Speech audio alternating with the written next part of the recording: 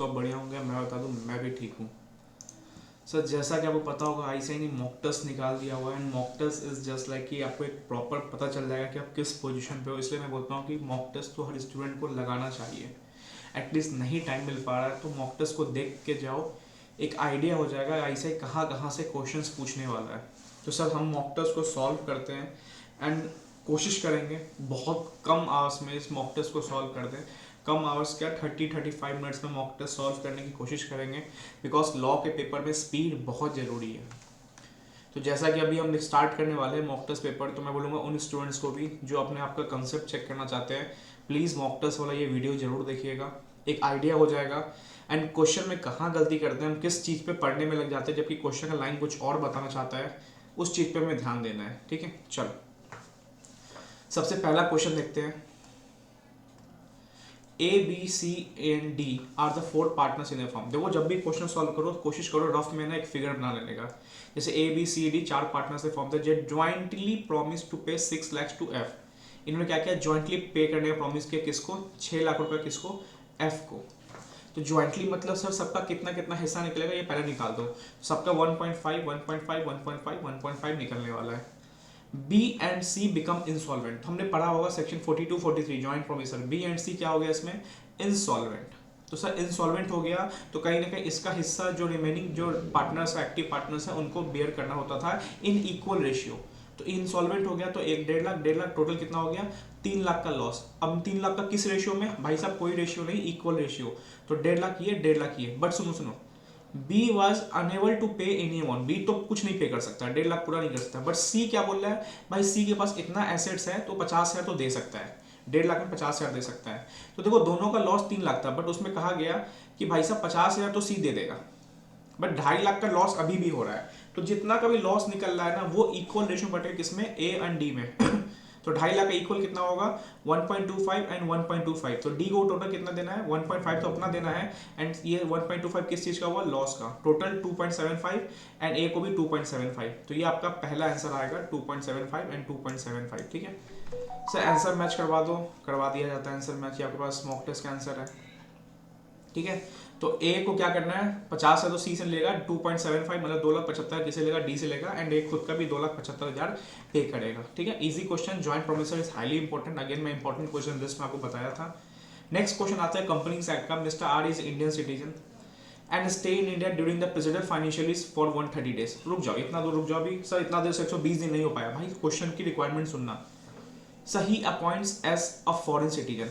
मैंने एक चीज बताया था, अभी और पढ़ लो, एज इज नॉमिनी।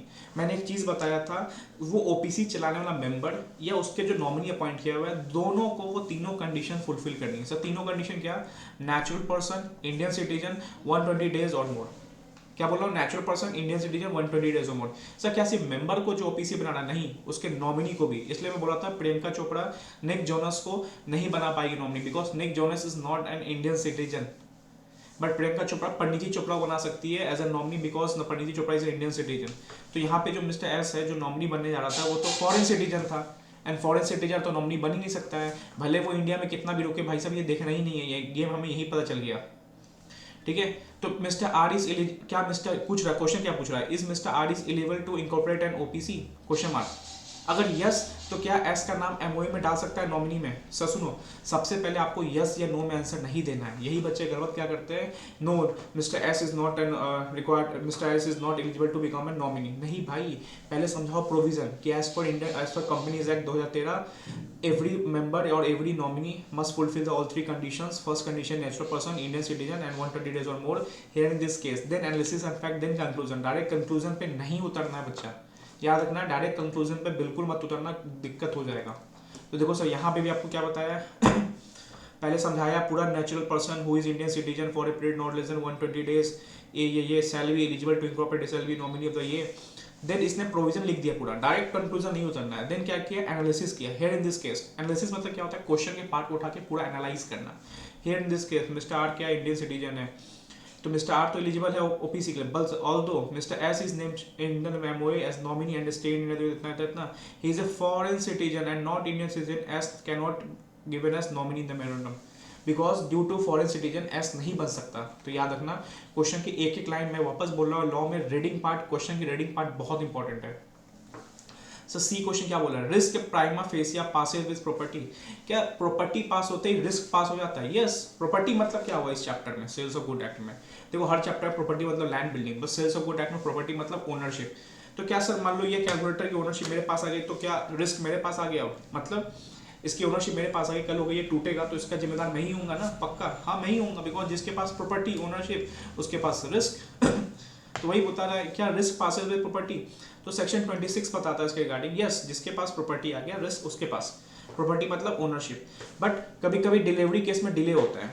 अब मान लो सेलर ने ये क्या कैलकुलेटर भेज दिया मेरे पास, मैं बोल रहा हूँ आज पंडित जी ने मना किया लेने से, कल मैं बोल रहा हूँ पंडित जी ने मना किया है, अब वो प्रॉपर्टी यहाँ आने से ना डिले हो रहा है, कहीं टूट गया, तो क्या किसकी जिम्मेदारी? भाई जब सेलर के पास नहीं पहुंचा सामान, बट फिर भी सेलर की वजह से डिलीवरी में डिले हो रहा है, उसके वजह से डिफॉल्ट हो रहा है, तो जिसके वजह से भी डिलीवरी में डिफॉल्ट होगा फिर वो चीज़ एलिब्रेट करेगा, फिर वो चीज़ क्या करेगा, बियर करेगा रिस्क को, भले प्रॉपर्टी क्यों नहीं ट्रांसफर हो गई हो। तो याद रखना इसका आंसर देखो वेल ड्राफ्ट है। According section 26 the goods remain at the seller, goods हमेशा सेलर के रिस्क पे रहता है until the property transfer to the buyer, जब तक प्रॉपर्टी मतलब ओनरशिप बायर पास ट्रांसफर नहीं हो जाता। बट व्हेन प्रॉपर्टी गया बायर पास द बायर रिस्क, ठीक है, भले डिलीवरी हुआ या नहीं हुआ हो। बट अगर डिलीवरी हो रहा हो या डिलीवरी हो गया हो एंड उसको डिले हो रहा है किसके फॉल्ट से, आइदर बायर सेलर, देन जिसके वजह से वो फॉल्ट हो रहा है वो बियर करेगा, अदरवाइज हमेशा सेलर के रिस्क में है अगर प्रॉपर्टी ट्रांसफर नहीं हुआ है तो 26 पढ़ोगे इजी समझ आ जाएगा। Sir explain any 5 circumstances under which contract need not to be perform. और एक चीज इसमें इंपॉर्टेंट क्या है, with the consent of both the parties. अब ए बोल रहा है कि सर हम ये नहीं करेंगे, बी बोला हम करेंगे, तो ऐसा नहीं, दोनों को रजामंद होना है इन चीजों में कि कब कॉन्ट्रैक्ट नहीं परफॉर्म करना है। टोटल 5 केसेस है। टोटल 5 केसेस बच्चा याद होना होगा आपको, टोटल 5 केसेस है। क्या क्या है सर? सबसे पहला है नोवेशन। देखो सबसे इंपॉर्टेंट क्या है, consent of both the parties, दोनों की मर्जी होगी तभी, इसमें एक भी मर्जी नहीं है तो भाई साहब नहीं हो सकता ये सिर्फ। सब पहला क्या है, नोवेशन, फिर अल्टरेशन, फिर रिसेशन, फिर रेमिशन, फिर रिसाइंस अंडर वॉइडेबल कॉन्ट्रैक्ट। सर होता क्या है सर, नोवेशन मतलब क्या हुआ, न्यू कॉन्ट्रैक्ट को सब्सटीट्यूट करना। जैसे आपको पता होगा, आपको है ना, मान लो मीठा खाने का मन है कुछ, तो आप चीनी की बजाय गुड़ यूज कर लेते हो, ठीक है, आप कहीं ना कहीं गुड़ यूज कर लेते हो। जूस पीने का मन है तो आप कोल्ड ड्रिंक के बजाय सब्स्टिट्यूट ढूंढते हो फ्रूट जूस पे। तो सब्स्टिट्यूट मतलब क्या होता है, नया कॉन्ट्रैक्ट लाना। तो नोवेशन मतलब क्या होता है, ओल्ड कॉन्ट्रैक्ट को कैंसिल करके सब्स्टिट्यूट करना, एक नया कॉन्ट्रैक्ट। बट ये सब्स्टिट्यूट तभी हो सकता है जब क्या हो, कंसेंट। देखो ये वर्ड बहुत important, consent of both the parties. तो जो भी ऐसे 5 सर्कमस्टांसेस बताने हैं जहां पे कॉन्ट्रैक्ट परफॉर्म करने की जरूरत नहीं है, मतलब सिंपल सी बात है, ओल्ड कॉन्ट्रैक्ट आपका खत्म हो जाएगा। सबसे पहला क्या है, novation, because due to substitute of new contract, नया आ गया तो ओल्ड गया। अल्टरेशन, अल्टरेशन मतलब क्या होता है, जैसे कपड़े वाले पास जाते हो, भैया ये कपड़ा है इसमें अल्टर करवा दो। अल्टर मतलब क्या होता है, चेंजेस। तो जैसे भी आपने कॉन्ट्रैक्ट में कुछ चेंजेस करवाए, पहले 500 किलो आपको चावल लेना था, बाद में 800 किलो है, तो 500 किलो चावल वाला कॉन्ट्रैक्ट खत्म करो, 800 किलो वाला ले लो।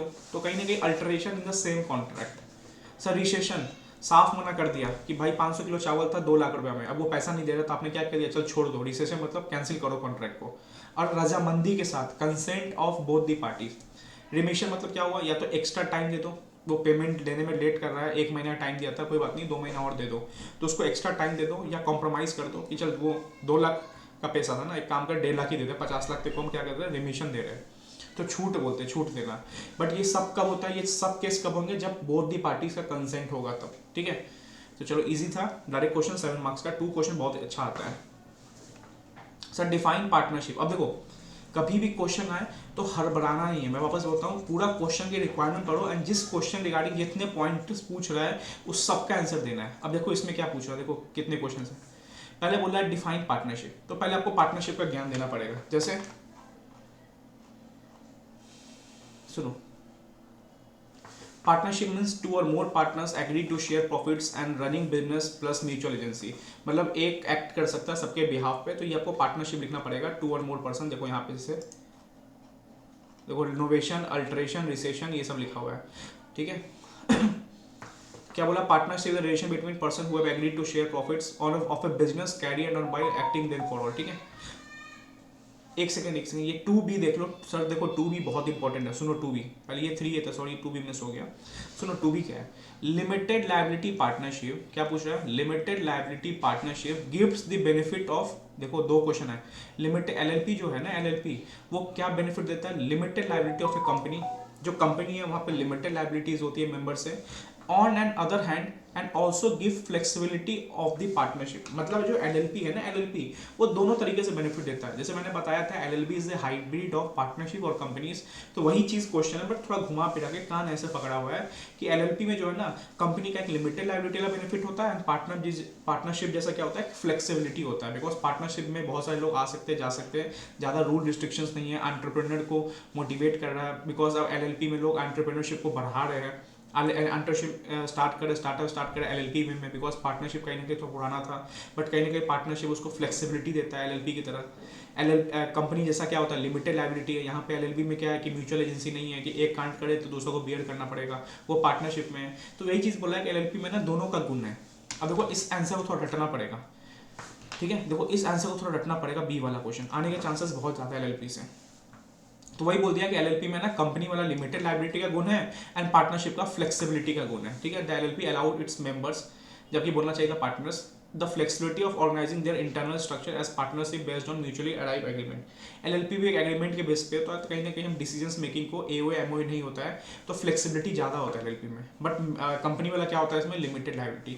तो इस आंसर को थोड़ा सा रट लेना, टेक्निकल है, हल्का सा रट लेना, बट कंसेप्चुअल वही है कि it is a hybrid of both companies act and partnership act. Companies act का लिमिटेड लायबिलिटी का बेनिफिट है एंड पार्टनरशिप एक्ट का फ्लेक्सिबिलिटी वाला बेनिफिट है। अब देखो ये क्या था, डिफाइन पार्टनरशिप, पहले हमने डिफाइन कर दिया पार्टनरशिप यहाँ पे कि पार्टनरशिप ये ऐसे होता है, एंड क्या बोला, and name the essentials element for the existence of partnership. देखो पहला क्वेश्चन डिफाइन पार्टनरशिप, दूसरा what are the elements of partnership, तो आपको पता होगा एलिमेंट्स क्या क्या है, एसोसिएशन ऑफ 2 और मोर पर्सन, एग्रीमेंट होना चाहिए, शेयरिंग ऑफ प्रॉफिट होना चाहिए, ऐसा नहीं होना चाहिए कि सारा प्रॉफिट एक ही पर्सन को आ रहा है एंड वो बस प्रॉफिट डिस्ट्रीब्यूट कर रहा है, ये नहीं, यहाँ पे जो भी प्रॉफिट आ रहा है सबको इक्वल बंटना चाहिए, एंड बिजनेस होना चाहिए, बिजनेस में कुछ भी हो सकता है, सर्विस, ट्रेड, ऑक्यूपेशन, कुछ भी हो सकता है, and mutual agency is one of the most important, इस पर ट्रू टेस्ट पे क्वेश्चन बनने के चांसेस हैं, ठीक है। देखो पहले पार्टनरशिप डिफाइन किया, फिर बोला कि definition partnership contains this elements, association of 2 person, agreement business, agreement to share profit, business होना चाहिए। अब देखो वही बोल रहा हूँ, आराम से बारीकी पढ़ना, फिर क्या बोल रहा है कि चलो ये तो बता दिया, अब ये बताओ कि कोई ऐसा 2 एलिमेंट जिसको डिटेल में समझा सको, सर कोई भी समझा दो, एसोसिएशन ऑफ 2 और मोर पर्सन, जहाँ पे ये लिख देना कि कोई डिफॉल्टर होगा तो वो नहीं बन सकता, ओनली वैलिड बाई लॉ होना चाहिए, म्यूचुअल एजेंसी समझा देना, बिजनेस में समझा देना, बिजनेस में business credit, occupation, trade and all, तो कोई भी 2 एलिमेंट जो ऊपर लिखा है ना हमने ये वाला, ये जितने 2 एलिमेंट है ना इसको डिटेल में समझा दो, आईसी ने सब बता दिया, आपको 2 बताना है बस एग्जाम में ठीक है। चलो, examining the validity of the following contract as per the Indian Contract Act 1872 and giving reason, देखो रीजंस भी देना है, आप राइट ये नहीं बोल सकते void voidable, ये नहीं बोल सकते, रीजन के साथ होना चाहिए, तो बच्चे जो लिख के आते हैं ना void voidable, भाई साहब 1 नंबर मिलेगा, रीजन के 1.5-2 नंबर काट लेगा ICI। तो एक्स जिसका एज 16 साल है, भाई साहब 16 साल उनके दिमाग होना चाहिए, माइनर, जिसने एक लोन लिया कितना 50,000 for is personal purpose, few months later he, few months क्यों बोला भाई साहब, फ्यू ईयर्स बोल देता, ठीक है, 16 साल थोड़ी ना राइट, मंथ्स 24 महीने हो गए तो 2 साल बोल देता, ये क्या हो गया, मेजर हो गया, and could not pay the back amount, the lender wants to file a suit against us, क्या कर सकता है सर, रेटिफिकेशन, पता होगा रेटिफिकेशन का पॉइंट, नहीं कर सकता, अगर माइनर के एज में उसने लोन लिया हुआ है, बाद में वो रेटिफिकेशन कोई बोले कि मैं इसे रिकवर कर लूंगा, 18 साल हो गया तो नहीं कर सकता, रेटिफिकेशन यहाँ पे अप्लाई नहीं होता, यहाँ पे कैन नॉट अप्लाई रेटिफिकेशन, ठीक है, मतलब माइनर से आपने लोन लिया, माइनर के केस में फिर वो बीच में बड़ा हो गया, मेजर हो गया, तो क्या हम बोल सकते हैं कि अब पैसा निकाल, नहीं, अगर माइनर के वे में आपको पैसा दिया होगा तो नहीं कर सकते आप उससे, ठीक है। आंसर देख लो, वही चीज़ है, बिकॉज माइनर साथ कॉन्ट्रैक्ट का, देखो पूरा समझाना, डायरेक्ट कंक्लूजन मत आना, पहले प्रोविजन लिखना, फिर एनालिसिस करना, जैसे इन दिस प्रेजेंट केस यहाँ पर, फिर लास्ट में बोलना कि लोन जो नेसेसरी थे, Hind the lender can not file a suit for recovery is not enforceable by law, तो प्रॉपर मैंने बताया हुआ है क्लासरूम में सबको अच्छे से, प्रेजेंटेशन बहुत इंपॉर्टेंट है ठीक है। Minor can not ratify it on attaining the majority as original contract is void ab initio, ठीक है। दूसरा क्या है, जे,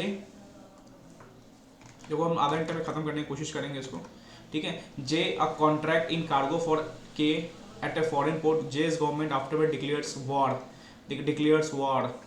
war against the country, sir alien enemy, war declare हो गया, भले कॉन्ट्रैक्ट कर दिया कार्गो का, बाद में वॉर डिक्लेयर हो गया, पोर्ट सिचुएटेड था उस कंट्री में, therefore the contract could not fulfil. अब वो कॉन्ट्रैक्ट फुलफिल नहीं हो रहा, K wants to file suit against ये, नहीं कर सकता बिकॉज डिक्लेयर वॉर हो गया, एंड डिक्लेयर वॉर होने के बाद इम्पॉसिबिलिटी आ गया, एंड इम्पॉसिबिलिटी के बाद कॉन्ट्रैक्ट वॉइड हो जाता है, ठीक है। तो नॉट अगेंस्ट द कहाँ गया, वॉइड हो जाता है, ठीक है, याद रखना। देखो आंसर, ठीक है। सुपरवेनिंग इम्पॉसिबिलिटी मतलब, सुपरवेनिंग इम्पॉसिबिलिटी मतलब होता है सब्सिक्वेंट इम्पॉसिबिलिटी। एक होता है स्टार्टिंग से इम्पॉसिबल, चांद का टुकड़ा तोड़ना भाई इम्पॉसिबल, बट एक क्या होता है पहले ठीक था फिर बाद में अचानक से इम्पॉसिबल हो गया। जैसे मैंने विराट कोहली समझा था, विराट कोहली तो बहुत अच्छा क्रिकेट खेल रहा है, या मान लो एज ए कोई भी राइटर बहुत अच्छा लिखता था बट पंखा गिरा हाथ कट गया, अब सुपरवेनिंग इम्पॉसिबिलिटी आ गया। पहले से थोड़ी पता था उसका हाथ कटने वाला या नहीं लिख पाएगा, पहले तो पता था लिख देगा, बट अब नहीं लिख पाएगा because of supervening impossibility, subsequent impossibility बोलते हैं उसको, ठीक है। तो यहाँ पे क्या आ गया, सब्सिक्वेंट इम्पॉसिबिलिटी, भाई वॉर डिक्लेयर हो गया, हम नहीं कर सकते कॉन्ट्रैक्ट, तो इस तरह कॉन्ट्रैक्ट क्या होंगे, ठीक है। देखो hence the as a result hence the contract becomes void, hence K cannot file suit against J। देखो कभी भी कंक्लूजन लास्ट में बोलता है, पहले आपको समझाना पड़ेगा प्रोविजन पूरा, ठीक है। सर क्वेश्चन नंबर 4 देखो, 4 में बहुत एक बारीक चीज बताऊंगा जो बच्चे बहुत फंसेंगे एग्जाम में, 20-30% बच्चे तो जरूर फंसेंगे। सर क्या है सुनो, discuss the rights of an unpaid seller, यहां तक तो समझ आ रहा है, ठीक है, अगेंस्ट द बायर। सर मतलब सर एक क्वेश्चन बनेगा against the goods, and against the goods में बहुत सारे चीज है, राइट टू लीन, ठीक है, राइट टू रीगेन, ठीक है, अब गुड्स इन ट्रांजिट्स को वापस मंगवा सकते हो, तो वो गुड्स पे क्या राइट होंगे अनपेड सेलर के, जिसका पैसा नहीं मिला है वो चीज़ है। बट यहाँ पे क्या पूछा, बायर्स पे क्या राइट है, मतलब एक मान लो अनपेड सेलर क्या होता है, ये आदमी ने भाई साहब ने गुड्स बेचा और इसको पैसा नहीं मिला, तो इसके बाद 2 राइट्स है, गुड्स पे क्या राइट्स है, तो गुड्स पे right to lien, right to regain, right to stop in transit. But buyers पे क्या राइट है, क्या बायर से पैसा ले सकता है, यस। क्या बायर्स पे डैमेज क्लेम कर सकता है, यस। तो राइट्स बायर पे क्या क्या होंगे, सर सुनो 55 to 61 बोलता है, सूट्स फॉर प्राइस, जो प्राइस है उसके रिगार्डिंग भाई साहब पैसा लो, सामान मिल गया तो उसको। Suits for damage for non acceptance, भाई दरवाजे पे गया सामान एंड तुमने वापस कर दिया एंड जानबूझ के वापस किया, तो जो भी डैमेजेस हुए थे वो गुड्स नहीं एक्सेप्ट करने के, देखो ये बायर से, मैं वापस बोल रहा हूँ बहुत बड़ी की चीज़ है। अगर यहाँ पे एग्जाम में क्वेश्चन आ गया what are the rights of unpaid seller against the goods, तो गुड्स में अलग चीज़ है बट बायर्स में 3-4 पॉइंट अलग अलग है। पहला क्या है, suit for price and suit for damages, फिर है एंटीसिपेटरी ब्रीच, कहीं ना कहीं बोला जाता है कि ड्यू डेट से पहले ही क्या किया, बायर ने फोन करके बोल दिया कि मैं आपका गुड्स नहीं लूंगा, तो कहीं ना कहीं एंटीसिपेटरी ब्रीच, तो आप भी रिपोर्टेड करके कॉन्ट्रैक्ट कैंसिल करके आप एक्शन ले सकते हो बायर पे, ठीक है। तो याद रखना 55 to 61 of sales of good act, important question 4 का डायरेक्ट क्वेश्चन 6 मार्क्स, अच्छे से लिखना। सब बी तो मैंने बहुत डिस्कस किया, अभी हाल फिलहाल में पार्टनरशिप का यूनिट मैंने डाला था इसमें। Mister M is one of the 4 partners in MXXY enterprises, he is owes a sum of ₹6 crore to his friend, मतलब मिस्टर एम ने क्या किया, 6 करोड़ रुपया लिया था किसी फ्रेंड से जिसका नाम था जेड, अब उसको पैसा नहीं चुका पा रहा है।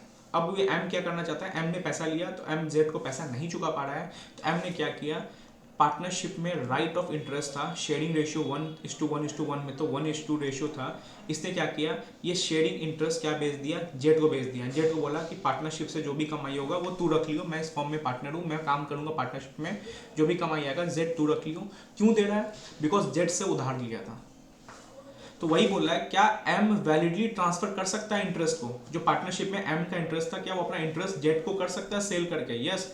कब हो सकता है, जब किसी से लोन लिए हो, जब किसी से मॉर्गेज हो और उसको नहीं चुका पा रहे हो, तो आप सेल कर सकते हो, ठीक है, इंपॉर्टेंट है, सेल कर सकते हो, तो yes M validly transfer the interest as per section 29 of the partnership act 1932 by way of sale, by way of mortgage लिया हुआ, इसलिए वो सेल कर सकता है।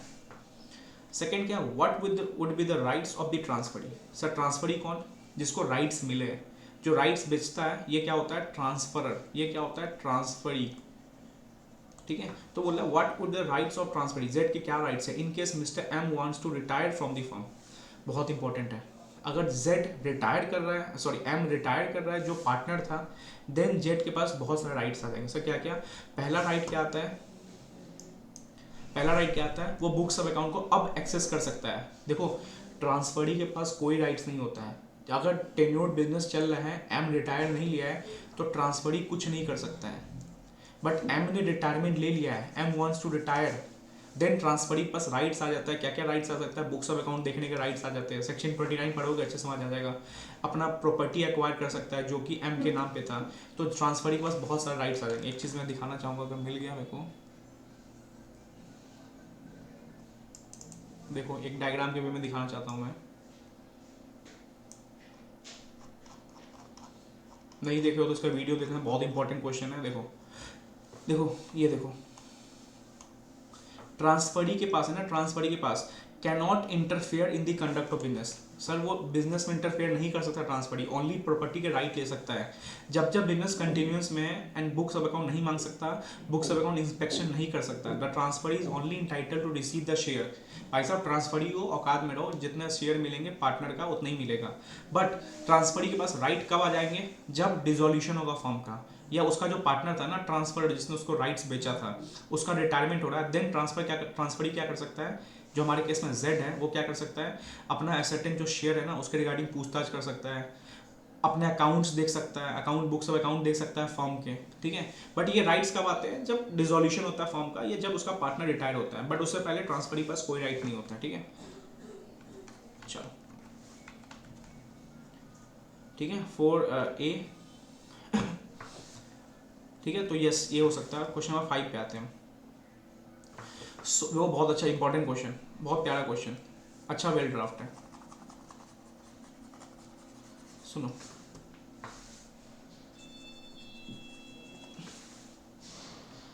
तो 5 को लास्ट में देखता हूँ, पहले 5B देखता हूँ। What do mean by the term capital. Term capital क्या होता है sir, amount invested in the business, या कंपनीज एक्ट के हिसाब से पूछ रहा है, तो जो भी fixed number of equity shares into the price of the company is known as capital, ठीक है। सिंपल सी बात है, amount invested in the business is known as capital, और also in the company language total number of equity shares into price of equity shares is denoted as capital of the company। क्या बोल रहा हूँ, total fixed number of equity share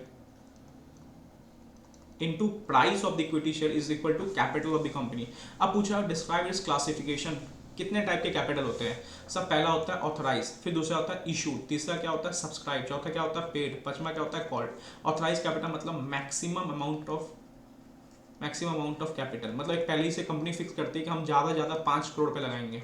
issued मतलब आज हम market में 3 करोड़ रुपए का कैपिटल इशू किए हैं। सब्सक्राइब मतलब लोगों ने कितना सब्सक्राइब किया, मान लो 3 करोड़ इशू किया, लोगों ने 2 करोड़ सब्सक्राइब किया हुआ है। पेड अप मतलब कंपनी कितना देने को तैयार है, उसमें से 1.5 करोड़। कॉल्ड अप मतलब अब फाइनली कंपनी लोगों से कितना पैसा मंगवा रही है, ठीक है। तो ये प्रॉपर 5 तरीके होते हैं। ऑथराइज मतलब मैक्सिमम कितना है, इशू मतलब कंपनी आज कितना मार्केट में इशू कर रही है, सब्सक्राइब मतलब लोगों की तरफ से कितना सब्सक्राइब हुआ है, पेड अप मतलब आज कंपनी ने कितना पे किया है लोगों को इक्विटी, एंड कॉल्ड मतलब भाई आज पैसे दे दो। कभी कभी फर्स्ट कॉल मिल जाता है, फाइनल कॉल पेंडिंग रहता है, तो कभी कभी पेंडिंग रहता है, ठीक है। तो ये कॉल्ड अप पैसा होता है, कितना पैसा आ चुका है, बहुत सारे एरियर्स होते हैं, ठीक है। तो कैपिटल का था, देख लो आंसर, ठीक है। Meaning capital, the term capital has variety of meanings but in relation to a company limited by shares the capital means share capital. बोल दिया कैपिटल मतलब share capital. Share capital means capital of the company in terms of rupees divided into shares, ठीक है। Rupees जो divide in shares, या shares number of shares into rupees is equal to capital, जो simple बोलते हैं हम share capital. कितने type capital, authorise capital. Authorise मतलब the maximum amount of share of company, ठीक है। इशूड मतलब कंपनी ने कितना इशू किया टाइम टू टाइम। सब्सक्राइब मतलब भाई कितना मेंबर्स ने सब्सक्राइब किया कंपनी में, कितना लोगों ने सब्सक्राइब किया। कॉल्ड मतलब कंपनी कितना मंगा रही है आज। एंड पेड मतलब कंपनी ने कितना शेयर्स पे किया मार्केट में, ठीक है। तो ये 5 नाम 6 नाम देख के जाना, ठीक है। चलो ये 6 का बी क्या बोला, subject to agreement by partners. Sorry ये 6 का ए क्या है, explain what is meant by supervening impossibility. अभी जस्ट देखा हमने सुपरवेनिंग इम्पॉसिबिलिटी क्या होता है। जो देखो ऐसे आंसर लिखना, there are 2 types of impossibility. First is initial impossibility जो स्टार्टिंग से इम्पॉसिबल है, and second is subsequent impossibility जिसको बोलते हैं सुपरवेनिंग इम्पॉसिबिलिटी। स्टार्टिंग से इम्पॉसिबल क्या आज क्या होता है, जैसे चांद तारे तोड़ के लाना, भाई साहब जादू मैजिक, ये सब क्या है स्टार्टिंग से पता है कि इम्पॉसिबल है। बट सुपरवेनिंग इम्पॉसिबिलिटी क्या होता है, भाई जिस समय कॉन्ट्रैक्ट कर रहे थे उस समय कुछ नहीं पता था इम्पॉसिबल है कि नहीं है, बट कुछ ऐसे सर्कमस्टांसेस हुए जो हमारे कंट्रोल में नहीं है, उस चीज़ को इम्पॉसिबल कर दिया। लाइक आर्टिस्ट का हाथ टूट गया, राइटर का पंखा गिर के फिंगर्स कट गए, अब थोड़ी ना राइटिंग कर सकता है वो, तो कहीं ना कहीं पहले तो नहीं था ऐसा, बट कहीं ना कहीं अचानक से हो गया। तो ये क्या होता है सुपरवेनिंग इम्पॉसिबिलिटी। वही बोल रहा है कि एग्जाम्पल देके बताइए, तो एग्जाम्पल यही समझा देना। आर्टिस्ट जो ड्राइंग वाला था उसका हाथ टूट गया, राइटर का हाथ फिंगर कट गया, ठीक है, ऐसे लिख देना कोई भी एग्जांपल जो पहले ठीक था, बाद में जाके मैंने विराट कोहली का बहुत समझाया आपको एग्जांपल में, ठीक है। इफेक्ट क्या होगा भाई साहब, इफेक्ट कुछ नहीं होगा, कॉन्ट्रैक्ट क्या बन जाएगा, वॉइड, एंड वॉइड हो जाएगा तो कॉन्ट्रैक्ट क्या हो जाएगा, कैंसिल, ठीक है, सिंपल सी बात है, ठीक है। तो देखो according to section 46 the impossibility may be of two type, दो टाइप है, एक होता है इनिशियल जो स्टार्टिंग से इम्पॉसिबल है, एंड दो होता है सब्सिक्वेंट जो बाद में इम्पॉसिबल है। जैसे मैं बताता विराट कोहली एग्जांपल आपको बार बताया था, पहले ठीक था, बाद में कुछ ऐसा हो गया जो नहीं खेल सकता क्रिकेट, जैसे राइटर के केस में भी सेम था यहाँ पे, ठीक है। Subsequent impossibility is also known as supervening impossibility become impossible after entering into a contract. Contract वाले दिन से पहले ठीक था, कॉन्ट्रैक्ट वाले दिन के बाद से कुछ ऐसा चीज़ हो गए, सर्कमस्टांसेस हो गए जहाँ पे वो इम्पॉसिबल हो गया, कुछ भी वजह से हो सकता है, illegal occurrence, unexpected event, lockdown मैंने बताया था, अमर सिनेमा, ज्योति सिनेमा याद आ रहा होगा, ठीक है। तो कुछ भी वजह से हो सकता है, changes in law, change in circumstances, A and B ने कॉन्ट्रैक्ट किया शादी करने का, शादी से पहले क्या हो गया, एक पागल हो गया, तो भाई साहब कॉन्ट्रैक्ट को क्या हो गया, वाइड हो गया। इसके इफेक्ट क्या होंगे, तो भाई साहब effect of impossibility makes the contract wide, simple क्या होगा, कॉन्ट्रैक्ट वाइड हो जाएगा एंड पार्टीज डिस्चार्ज हो जाएगी अपने ऑब्लिगेशन से, ठीक है। चलो ये क्वेश्चन पार्टनरशिप का एक अच्छा है, पार्टनरशिप क्वेश्चन देखिए ना, subject to agreement by partners state the rules that should be observe by the partners in settling the accounts of the firm after dissolution. Partnership में पता होगा एडमिशन, रिटायरमेंट, डेथ, डिसॉल्यूशन, तो बोला है कि जब डिसॉल्यूशन हो जाए, जब पार्टनरशिप बंद हो रहा है, तो बोला कैसे अकाउंट सेटल करेंगे। तो सबसे पहले क्या करेंगे, हम लॉसेस जो है ना उसको पे करेंगे सबसे पहले, फिर क्या करेंगे, जो पार्टनर्स के कॉन्ट्रीब्यूशन है उसको पे करेंगे, अगर कैपिटल ज़्यादा जा रहा है कम जा रहा है उसको सेटल करेंगे, तीसरा क्या है, जो थर्ड पार्टी के डेट्स हैं मार्केट में उसको पे करेंगे, एंड चौथा जो भी रिमेनिंग अगर कुछ एसेट्स बच गए, मान लो एसेट्स हमारे 10 करोड़ के थे, लॉसेस हमारे 2 करोड़, तो पहला लॉस गया, ठीक है, अभी बचा 8 करोड़, पार्टनर के कैपिटल गए 5 करोड़ के, अभी बचा कितना 3 करोड़, डेट्स गए 1 करोड़ के, अभी बचा 2 करोड़, दो पार्टनर थे 1 करोड़ ले जाएंगे, ठीक है। सबसे पहले लॉसेस, फिर पार्टनर्स का capital contribution, then third party के डेट्स, एंड आखिरी में जो 2 करोड़ बचा, 10 में से 2 चला गया 8 बचा, 5 चला गया 3 बचा, 3 में से 1 चला गया थर्ड पार्टी को 2 बचा, एंड लास्ट में जो 2 है वो डिस्ट्रीब्यूट होगा पार्टनर्स को इक्वली रेशियो में, ठीक है। तो ईजी है, समझ आ गया होगा, ठीक है। तो पहले क्या है, लॉसेस, फिर पार्टनर्स के जो कैपिटल डिफिशिएंसी है, फिर थर्ड पार्टी इसको पे करना है, फिर लास्ट में जो बचा डिवाइड करेगा पार्टनर्स में इक्वल रेशियो में, ये सब सेम ही है, ठीक है, जो ड्यू है पार्टनर का वही चीज़ है। देखो लास्ट क्वेश्चन इंपॉर्टेंट है, देखो क्या बोल रहा है, BC private limited and it's subsidiary KL private limited, मतलब बीसी प्राइवेट लिमिटेड एंड इसका सब्सिडरी क्या है, केएल प्राइवेट लिमिटेड। तो बीसी क्या हुआ इसका, होल्डिंग, तो ये हमारा हुआ फर्स्ट लेयर, हमें पता है कि होल्डिंग सब्सिडरी में 2 सब्सिडरी लेयर जा सकता है। अब क्या बोला गया कि दोनों ने क्या किया है, पीक्यू प्राइवेट लिमिटेड में शेयर होल्डिंग किया, कितना किया है, बीसी ने 90,000 एंड केएल ने 70,000, बीसी ने 90,000 एंड केएल ने 70,000, टोटल कितना हो गया 1,60,000, किस में किया, पीक्यू लिमिटेड में। सर 1,60,000 हो गया, होल्डिंग बन जाएगा क्या पीक्यू, देखते हैं। पीक्यू का टोटल कितना था 30 लाख रुपया का, बट हमें इक्विटी देखना है, कितने का इक्विटी था 3 लाख, पीक्यू का टोटल कितना था 3 लाख। सर 3 लाख में अगर होल्डिंग अजमाना है तो कितना चाहिए हमें, मोर देन 50%, इक्वल नहीं बोलना, मोर देन 50%, मतलब सर अगर 1,50,001 भी हो गया ना तो ये क्या बन जाएगा, subsidiary of which BC and KL, तो कहीं ना कहीं ये सब्सिडरी बन जाएगा। तो क्या बन सकता है यहाँ पे, देखो 1,60,000 इन दोनों ने होल्ड किया क्यूमुलेटिव, एंड यहाँ पे कितना होल्ड हुआ 1,60,000, तो टोटल 3 लाख था, कहीं ना कहीं 1.5 लाख से ऊपर, तो यस पीक्यू भी क्या बन जाएगा, सब्सिडरी। सर जरूरी है कि बीसी को अकेले होल्ड करना है, नहीं सर, आप किसी और सब्सिडरी के लेयर के साथ कर सकते हो, या मैं बोलूँ बीसी ने अकेले 1,60,000 किया चलेगा, बीसी ने 90 किया, यहाँ पे इसने 70 किया चलेगा। सर मैं अगर ये बोलूँ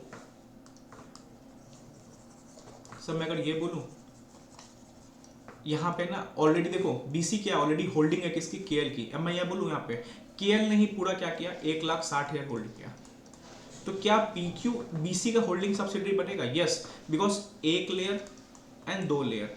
तो जब बीसी सबसे दादाजी सबसे ऊपर आपके पापा के ऊपर है एंड पापा का आप में इंटरेस्ट है, तो कहीं ना कहीं आपका दादाजी में इंटरेस्ट हो जाएगा, तो बीसी अपने साथ मोर देन 50%, दोनों के मिला के मोर देन 50%, अकेले मोर देन 50%, या किसी सब्सिडरी के थ्रू मोर देन 50%, अगर किसी कंपनी में होल्ड कर रही है तो ये कंपनी भी बीसी क्या बन जाएगी, होल्डिंग बन जाएगी।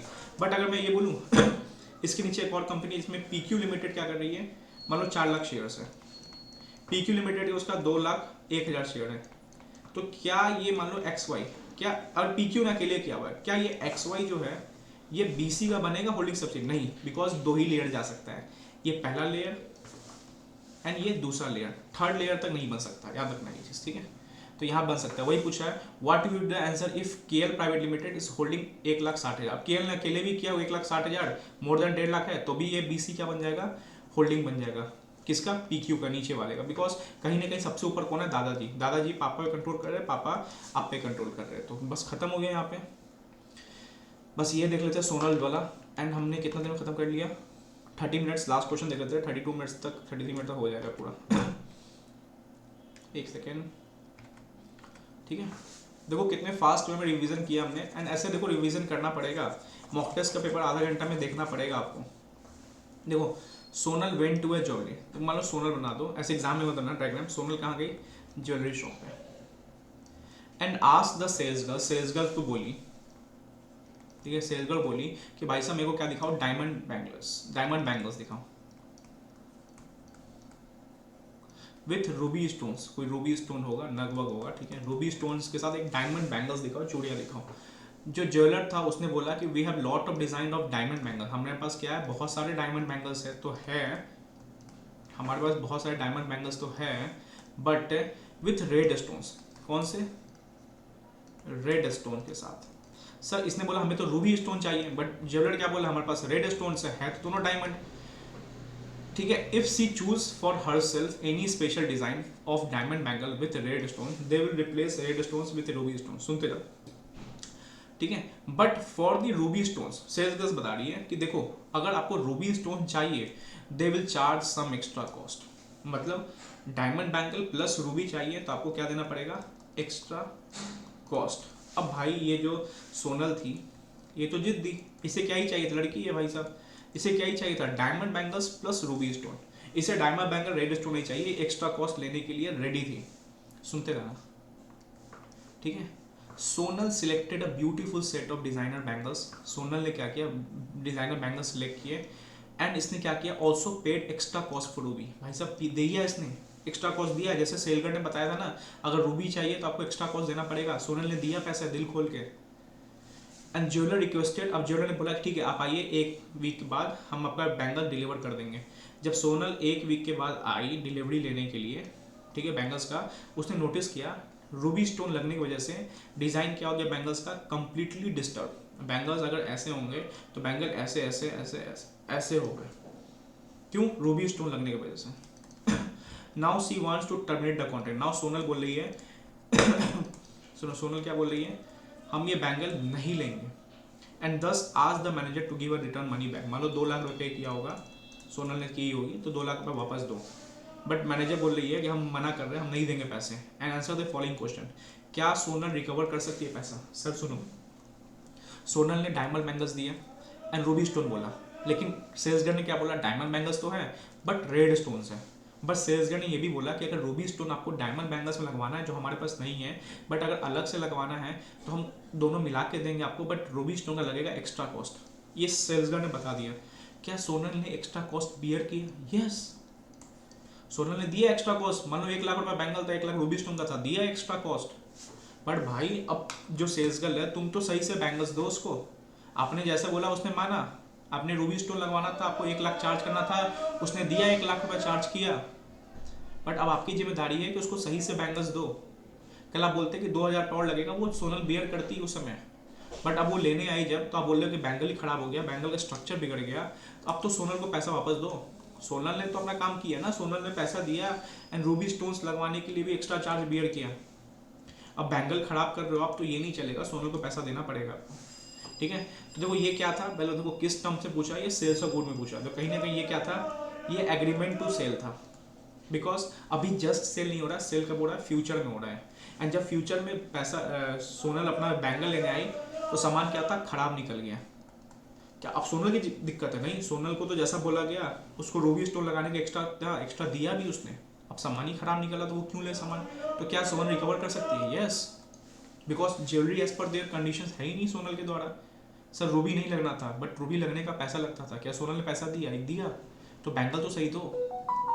अब क्या बोल रहा है, what would you answer if general said that he can change. अब जनरल बोल रहा है कि चलो ठीक है सोनल जी गुस्साओ मत, हम चेंज कर देंगे, बट इसके लिए भी चार्ज लगेगा। क्यों देगी सोनम, गलती आपने किया, सोनल को जितना देना था कॉन्ट्रैक्ट बनने से पहले जितने टर्म्स कंडीशंस थे आपने रखे, आपने बोला कि एक्स्ट्रा कॉस्ट लगेगा, तो सोनल ने वो एक्स्ट्रा कॉस्ट बियर किया।